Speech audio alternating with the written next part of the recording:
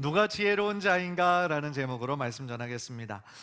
이제 2025년도도 2주밖에 남지 않았어요. 정말 시간이 얼마나 빨리 가는지요. 25년을 시작한 지가 얼마 안 된 것 같은데 이제 2주만 지나면 2025년은 더 이상 이제 있지 않아요. 2026년이라는 새로운 시간이 우리에게 오죠. 지난주 중에 성경 통독 본문인 에베소서 5장 오늘 본문을 읽다가 세월을 아끼라 때가 악하니라 라는 구절을 보고 정말 정신이 번쩍 나더라고요. 다시 한번 이렇게 빠르게 지나가는 세월을 정말 아끼며 살아야 되겠다라는 생각을 그날 새벽에 하게 되었습니다. 그런데 여러분, 어떻게 살아야 우리가 세월을 아끼는 것일까요? 이 말은 시간 관리를 철저하게 잘 하라는 말일까요? 물론 그런 측면도 없지 않아 있을 겁니다. 하지만 바울은요, 오늘 본문에서 단순히 시간 사용에 대해서 이 말씀을 하는 게 아니고 지혜로운 자의 삶을 이야기하면서 이 부분을 연결시키고 있어요. 그렇다면 여러분, 무엇이 지혜일까요? 성경 말씀은 지혜가 너무나 귀중해서 마치 금과 같다라고 이야기합니다. 또 지혜에 있어서 가장 유명한 구절인 잠언 9장 말씀을 보니까 여호와를 경외하는 것이 지혜의 근본이다 라고 그랬습니다. 더 나아가 신약의 골로새서 2장 3절을 보니까 그 안에는 지혜와 지식의 모든 보화가 감추어져 있느니라 말씀을 하십니다. 구약의 하나님을 경외하는 것이 지혜의 근본이다 그랬는데 이 신약의 골로새서를 보니까 예수 그리스도 안에 모든 지혜와 지식의 모든 보석 같은 것이 감추어져 있다라고 말씀하고 있다라는 것이죠.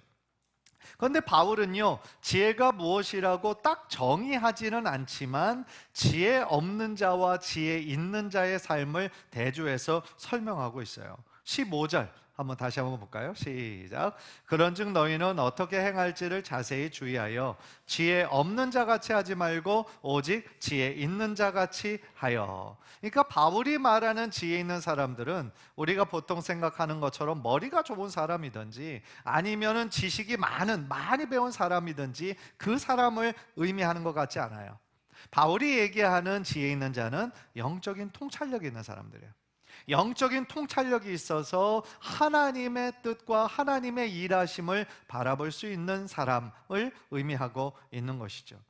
따라서 오늘 과연 누가 지혜로운 자인가? 라는 이 질문 앞에 이 바울은 몇 가지, 약 3가지 정도로 나누어서 설명하고 있는데요, 우리가 그 말씀을 듣고 또한 우리에게 주시는 말씀으로 또한 은혜 받는 그런 시간이 되셨으면 좋겠습니다.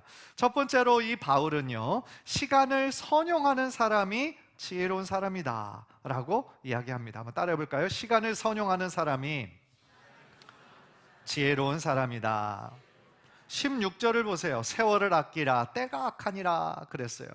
대부분의 한글 버전에서는 세월이라고 번역을 했는데요, 오직 현대인의 성경에서만 시간을 아껴라 라고 번역을 했더라고요. 시간들이 모여서 세월이 되는 거니까 같은 말이라고 생각할 수 있습니다. 영어 성경을 살펴보았습니다. 영어 성경을 한국말로 직역해 보니까 모든 기회를 선용해라 라고 번역을 했어요. 너의 시간을 선용해라, 이렇게 영어 성경은 번역했습니다. 우리에게 주신, 허락하신 그 시간들을 낭비하지 말고 선용하라는 뜻입니다. 왜냐하면 그 시간은 우리에게 특별한 기회의 시간이고 다시 돌아오지 않기 때문이죠. 2025년 12월 둘째 주 14일 이 시간은 우리 인생에 다시는 돌아오지 않습니다. 다시 경험할 수 없는 매 시간이 우리들에게 특별한 시간이라는 거죠. 그런데 세월을 아끼라고 했을 때 그 아끼라는 단어의 원어를 보니까 엑사고라조라는 헬라어인데요, 이 말의 원래 의미가 값을 주고 되사다라는 뜻이 있습니다. 값을 주고 되사다. 영어 단어로는 redeem이라는 단어가 바로 그 뜻에 해당하는 단어입니다. 구속하다 혹은 값을 주고 사다. 그래서 우리가 예수님을 구원자라고 부를 때 영어로 가장 많이 쓰는 단어가 Savior, Jesus is my Savior, 예수님이 나의 구원자입니다 라고 고백을 하는데요, 방금 말한 Redeemer라는 말을 쓰기도 합니다. 그러니까 구원자 대신에 Redeemer라고 하는 구속자의 말을 쓰기도 합니다. 왜냐하면 방금 말씀드린 것처럼 그 의미가 값을 주고 되사다라는 뜻이 있다고 그랬잖아요. 그러니까 예수님이 나의 모든 죄값을 지불하셨잖아요. 나의 모든 죄값을 다 십자가에 흘리신 피로 해결해 주셨잖아요. 그리고 그 피값으로 우리를 사셨기 때문인 것이죠. 마찬가지로 바울이 세월을 아끼라고 했을 때 그 시간을 우리가 마치 돈을 주고 사는 것처럼 의미 있는 시간으로 건져 올리라는 명령이 그 안에 있다라는 거예요. 예를 들어서 아무리 바다에 많은 물고기들이 살아도 내가 그 고기들을 건져내지 않으면 그 고기는 나와 아무런 상관이 없어요. 그냥 많이 있는 고기인 거죠. 그런데 내가 건져내면 내가 이용할 수 있는 고기가 되는 거잖아요. 마찬가지입니다. 나에게 주어진 많은 시간들이 있어요. 하루 24시간, 1년 365일. 많은 시간들 속에서 그 시간을 의미 있게 건져 올리지 않으면 그 시간은 헛되이 보내는 낭비의 시간이 될 수 있다는 거죠. 따라서 시간을 아끼고 세월을 아끼라는 것이 세상 사람들이 흔히 이야기하는 것처럼 정말 분초를 철저한 시간 관리를 통해서 네가 가진 목표를 최대한 이뤄라, 극대화해라 이런 말이 아니라 우리에게 주신 그 시간들을 어떻게 의미 있게 사용할 것인가 라는 굉장히 중요한 질문을 오늘 바울은 우리에게 던지고 있다는 거죠. 생각해 보십시오. 예를 들어 우리가 스마트폰을 많이 사용을 합니다. 그런데 스마트폰을 하면서 우리가 시간을 보내는 것은 우리가 의미 있게 건져 올리는 시간입니까? 아니면 그냥 흘려보내는 시간입니까? 물론 꼭 필요한 일을 할 때도 있습니다. 그거를 통해서. 그런데 그거 이외에 우리가 조금 쉴 때 SNS를 하거나 혹은 유튜브 같은 짧은 동영상들을 보게 되면 우리가 생각했던 시간보다 훨씬 시간이 많이 지나간 것을 나중에 깨닫게 되죠. 10분만 쉬자. 10분만 이렇게 보면서 이렇게 영상을 보다가 어느 순간 정신 들어 보니까 30분이 후딱 지나가잖아요. 그죠? 나만 그러는군요. 여러분들 표정 보니까 나는 안 그런다. 그런 표정이신데 사실은 누구나 한 번쯤은 다 그런 경험을 해보셨을 겁니다. 또한 우리가 바쁜 일상을 살아가잖아요. 그런데 하루를 다 보내고 이제 밤이 됐습니다. 그러면 여러분이 이제 잠을 자기 전에 한번 생각을 해보실 거란 말이에요. 그 바쁘게 오늘 하루도 살았는데 여러분들의 마음에 뭔가 채워지는 느낌이십니까? 아니면 무엇인가 소진되고 탈진되는 느낌이십니까? 만약에 그렇다고 한다면 그 하루를 내가 그러면 잘 산 겁니까? 아니면 그저 보낸 겁니까? 사랑하는 가족들을 위하여 우리가 열심히 일한다고 우리가 그렇게 자부하면서 열심히 일합니다. 그런데 막상 가족들이 가장 필요한 그 시간에 나는 그 일에 매여서 꼭 있어야 할 자리를 지키지 못하고 가족들을 외롭게 만들고 있지는 않습니까? 우리가 정말 진지하게 고민해 봐야 하는 문제라는 거죠. 또한 바울은요, 우리가 그 시간들을 선용해야 하는 이유가 우리가 살아가는 이 시대가 악하기 때문이다 라고 얘기를 합니다. 즉 이 시대가 악하기 때문에 우리가 정말 만약에 조금만 긴장을 풀어도 이 세상의 악한 영향력이 우리들에게 그대로 미칠 수 있다라는 거죠. 사실 우리는 지금 마지막 때를 살아가고 있습니다. 그런데 여러분, 성경에서 마지막 때를 이야기할 때 어떤 정확한 종말의 시기를 의미하는 것은 아니에요. 대부분 성경에서, 신약에서 마지막 때, 종말의 때를 얘기할 때는 그거는 예수님이 승천하신 이후부터 예수님 재림하시기 직전에 그 모든 시간이 마지막 때였습니다.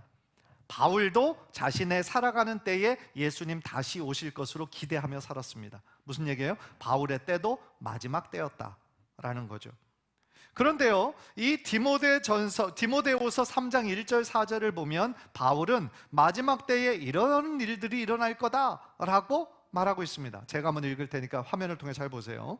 너는 이것을 알라. 말세에 고통하는 때가 이르러 사람들이 자기를 사랑하며 돈을 사랑하며 자랑하며 교만하며 비방하며 부모를 거역하며 감사하지 아니하며 거룩하지 아니하며 무정하며 원통함을 풀지 아니하며 모함하며 절제하지 못하며 사나우며 선한 것을 좋아하지 아니하며, 4절은 다 같이, 배신하며 조급하며 자만하며 쾌락을 사랑하기를 하나님 사랑하는 것보다 더하며.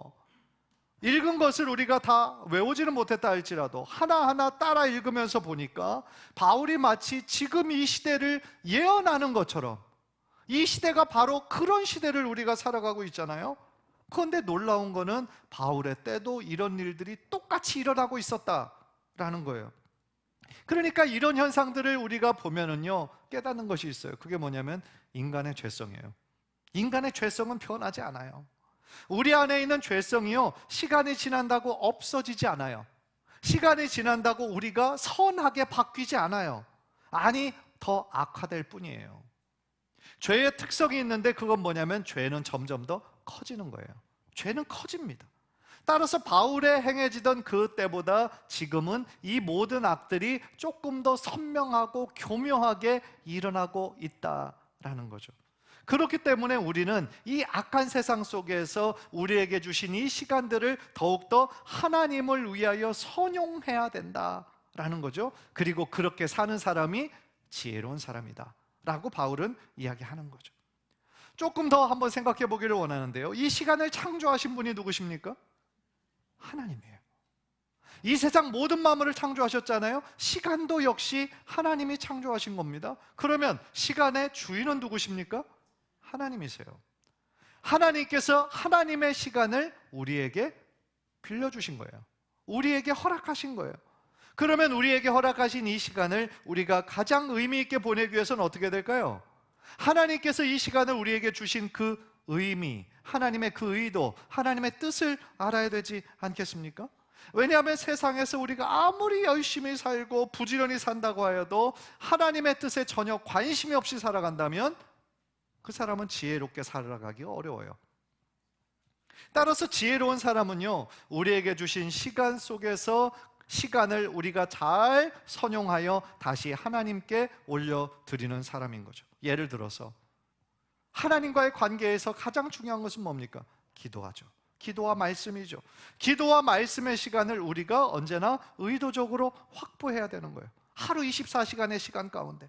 그리고 우리에게 허락하신 이 가정, 또 우리에게 선물로 주신 자녀들을 위한 시간을 소중히 여기는 거예요. 그리고 하나님의 우리 각자 모든 세대에게 주신 소명이 있는데, 노년의 때도 역시 소명이 있죠. 그 하나님께서 우리들에게 주신 그 소명을 위해 우리들의 이 삶을 어떻게 살아갈 것인가, 우리의 삶의 우선순위가 하나님의 뜻 가운데 재편되어지는 것을 의미하는 것이죠. 다시 말하면 세상의 가치관대로 그저 급한 일을 먼저 하는 그렇게 맨날 쫓겨가는 삶이 아니라 우리 인생의 가장 중요한 것을 먼저 실천하는 것이, 그것이 지혜로운 사람이다 라는 거죠. 간절히 바라기는 하나님께서 우리들 모두에게 주신 시간을 그냥 흘려보내지 말고 가장 의미 있게 건져 올려 선용하는, 그래서 지혜로운 성도님들이 되시기를 주님의 이름으로 간절히 축복합니다. 두 번째로 이 바울이 얘기하는 지혜로운 사람은요, 하나님의 뜻을 분별하는 사람이에요. 17절 보십시오. 그러므로 어리석은 자가 되지 말고 오직 주의 뜻이 무엇인가 이해하라.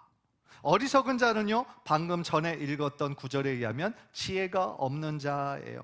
15절에서 바울은요, 지혜 없는 자와 지혜 있는 자를 대조했다면 17절에서는 어떻게 대조합니까? 어리석은 자와 주의 뜻이 무엇인가 이해하는 사람, 이 두 사람을 대조하고 있습니다. 다시 말하면 어리석은 자는 하나님의 뜻이 무엇인지 이해하지 못하는 사람이에요. 그리고 아예 하나님의 뜻에 관심이 없는 사람들이라는 거죠. 그러나 지혜 있는 사람은 우리에게 시간을 주신 그 하나님의 뜻이 무엇인지 이해하고 분별하는 사람이다 라는 거죠. 로마서 12장 2절 우리 한번 다 함께 읽죠. 시작. 너희는 이 세대를 본받지 말고 오직 마음을 새롭게 함으로 변화를 받아 하나님의 선하시고 기뻐하시고 온전하신 뜻이 무엇인지 분별하도록 하라. 이 세대를 본받지 말고 뒷부분에 하나님의 선하시고 기뻐하시고 온전한 뜻이 무엇인지 분별해라. 그래서 정말 지혜로운 사람은요, 하나님의 그 뜻이 무엇인지 분별하는 사람이다 라는 거죠. 그 말을 반대로 해석해 보면 주님의 뜻이 무엇인지 모르는 사람들은 어리석은 사람들인 거죠. 왜냐하면 이 시간을 선물로 주신 하나님의 뜻을 모르고 아예 관심이 없기 때문이죠. 그러니까 우리가 살아가는 이 세상의 가치관을 따라서 그냥 흘러가는 거죠. 선과 악에 대한 기준도 선명하지 않고 그저 세상의 기준에 맞추어서 살아가는 사람들이 우리 주변에 얼마나 많이 있는지 몰라요. 그러니까 하나님과 점점 더 멀어지는 삶을 살게 되는 것이죠. 생각해 보십시오. 지금 수많은 사람들이 성공만을 위해, 물질을 위해 달려갑니다. 그런데 무엇이 성공인지, 무엇이 하나님을 위한 일인지 그것에 대해서는 질문하지 않는 거죠. 내가 지금 하고 있는 일이 과연 하나님 기뻐하시는 일인지 질문하지 않고 그저 막연하게 일할 때가 얼마나 많은지 모릅니다. 사실 그 질문이 우리 인생의 가장 중요한 질문임에도 불구하고 우리는 그 중요한 질문을 던지지 않는 거예요. 그저 흘러왔던 대로, 관성대로 할 때가 너무나 많이 있다. 마치 열심히는 달리는데 어디로 가는지 모르고 달리는 거죠. 그냥 열심히만 달리는 거예요. 그저 앞사람의 등만 보고 달려갑니다. 만약에 앞사람이 길이 아닌 다른 곳으로 간다면 어떻게 하시겠어요? 만약 그곳이 막다른 절벽으로 향하고 있다면 그 얼마나 위험하고 얼마나 어리석은 일이냐는 거죠. 그런데 오늘 바울은 우리에게 분명히 말하는 거죠. 지혜로운 사람은 하나님의 뜻이 무엇인지 분별하는 사람이다 라는 거죠. 지금 우리가 가고 있는 삶의 방향이 과연 올바로 가고 있는지 수시로 점검하는 사람이다. 그 말은 우리가 과거에 하나님의 뜻을 한번 알았다고 할지라도 한번 아는 것으로 끝나서는 안 되고, 우리가 현재 살아가는 매일매일의 삶 속에서 내가 정말 올바른 것으로 가고 있는지 하나님의 뜻을 묻고 기도하는 삶을 살아야 된다라는 말씀입니다. 그 증거가 17절을 보니까요, 오직 뜻이 무엇인가 이해하라고 현재형으로, 명령형으로 말씀하시는데, 현재 시제는 그 특성이 뭐냐면 그 동작이 계속되어야 되거든요.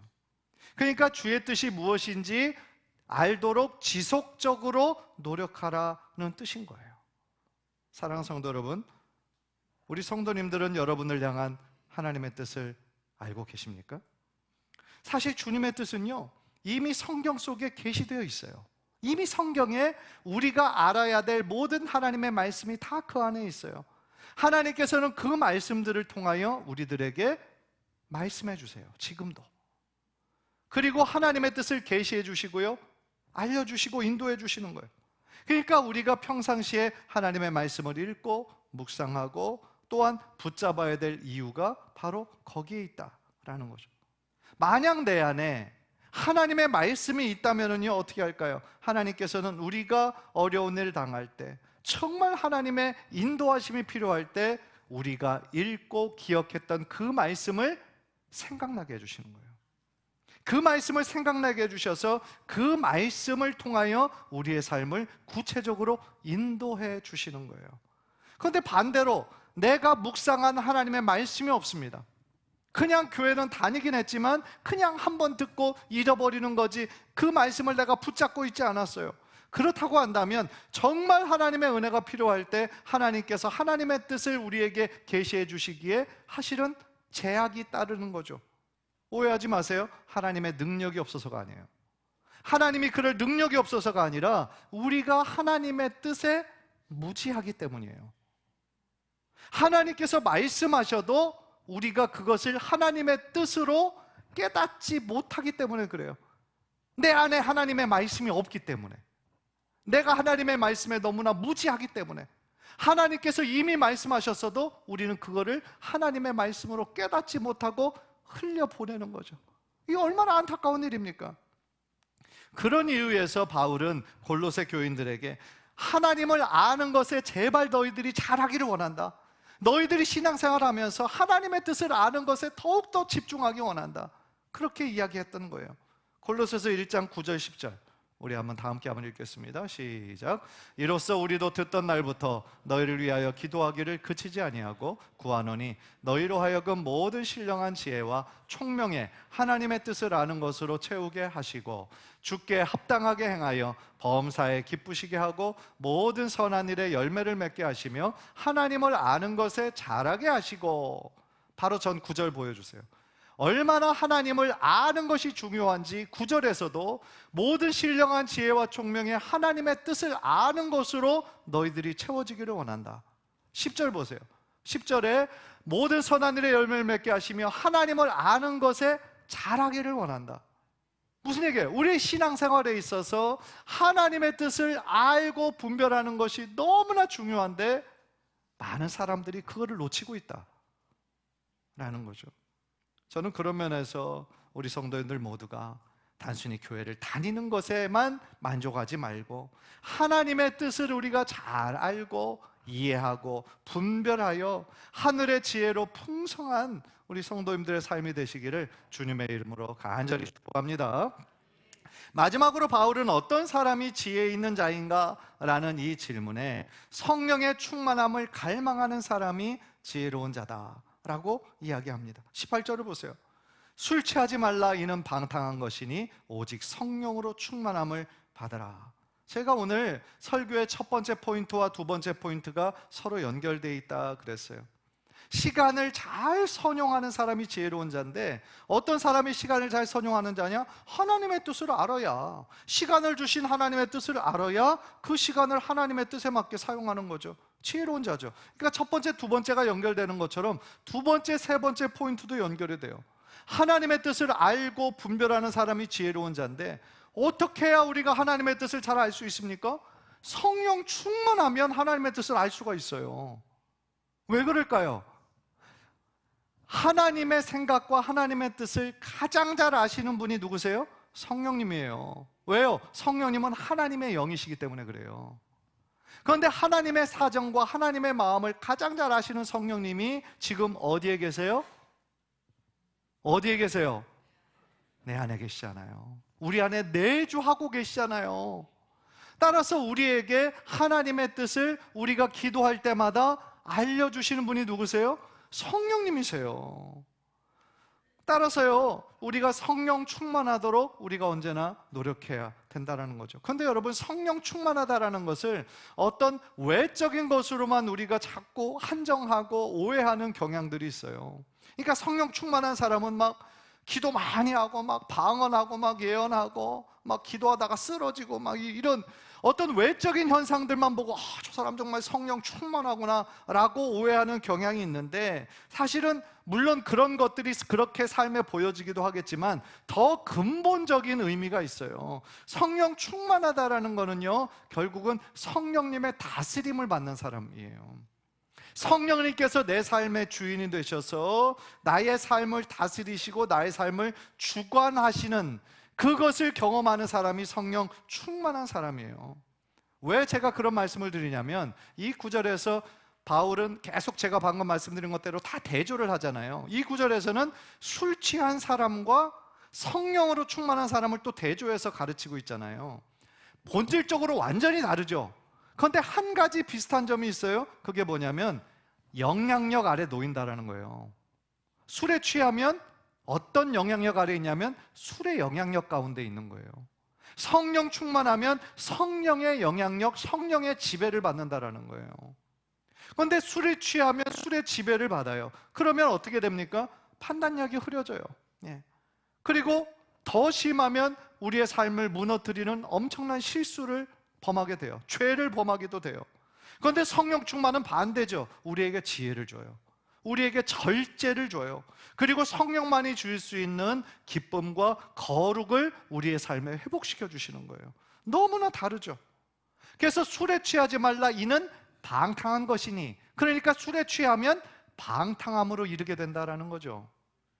사실 술에 취하면 많은 경우 방탕함에 이어지게 돼요. 옛날 로마 시대에는 많은 신들을 섬겼잖아요. 로마에. 그 중에 술의 신이 있었어요. 술의 신 이름 제가 얘기하면 바카스. 술의 신 이름이 바카스예요. 우리가 음료로 마시는. 그래서 그 로마에서 바카스 신을 숭배한다라는 거는요, 대부분 과도한 음주가 있었어요. 광란의 음악이 있었어요. 그리고 그것이 성적인 방종으로 이어지게 됐어요. 옛날 그 고대에 그 신들을 숭배한다라는 것이 꼭 성적인 방종으로 이어지었어요. 모든 종교가 다 그랬어요.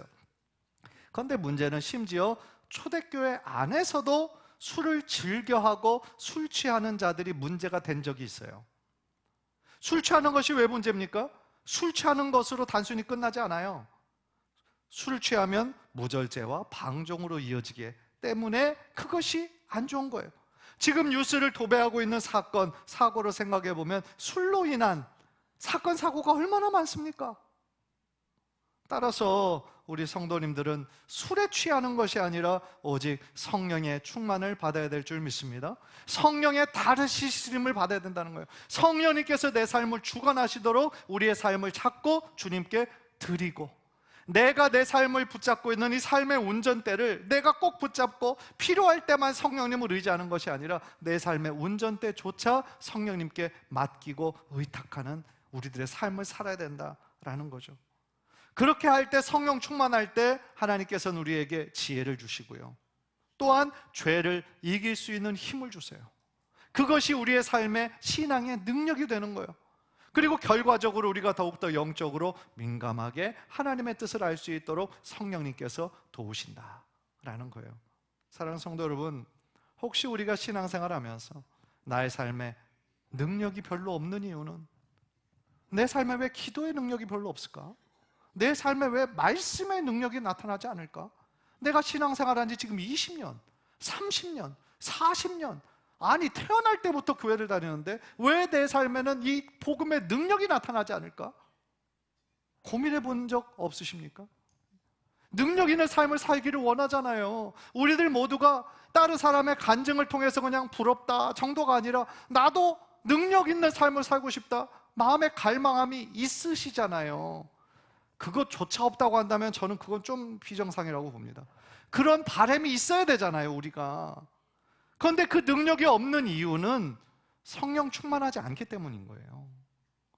내 안에 성령님이 내주하심은 있습니다. 왜요? 내가 예수님을 나의 구원자로 믿는 고백이 있었기 때문에. 성령님이 내 안에 내주하세요. 그런데 어떤 차이가 나타나느냐? 내주하시는데 나의 삶을 온전히 지배할 수 있도록 내 삶의 운전대를 내가 내어드렸냐? 아니면 여전히 내가 붙잡고 있느냐? 내 삶의 주인, 내가 선택하고 결정하는 주체가 아직도 내가 하느냐, 아니면 성령님께 기도하고 하느냐, 그 차이인 거죠. 따라서 내 안에 성령이 충만한 삶을 살기 위해서는 오직 성령님께 나의 삶의 운전대를 맡기고, 성령님께서 내 삶을 주관하시고, 하나님의 뜻 가운데 우리가 그렇게 하나님의 시간에 맞춰, 하나님의 우선순위에 맞춰 살아갈 수 있도록 우리가 늘 기도하고 살 때 하나님께서 우리에게 성령 충만함의 기쁨을 허락해 주실 줄 믿습니다. 간절히 바라기는 우리 성도님들 모두가 오늘부터 이렇게 기도하셨으면 좋겠어요. 성령님, 오늘 또 나의 삶을 다스려 주세요. 아침에 일어나면서부터 성령님, 오늘 좋은 날 주심에 감사합니다. 오늘 또 나의 삶을 주관해 주세요. 하나님, 오늘 또 나의 입술을 주장해 주세요. 하나님, 오늘 또 나의 생각과 나의 모든 감정과 나의 모든 만남들을 하나님께서 축복의 만남이 되도록 인도해 주세요. 그리고 하늘의 지혜를 허락해 주세요. 하나님께 늘 기도하며 그렇게 하나님의 뜻을 먼저 묻고 나아갈 때에 여러분의 삶 가운데 하나님 기뻐하시는 성령 충만하여 지혜 충만한 삶이 될 줄 믿습니다. 그래서 우리들 매일매일의 삶에 정말 하나님의 지혜로 충만한, 성령 충만한 여러분의 삶이 되시기를 주님의 이름으로 간절히 축복합니다.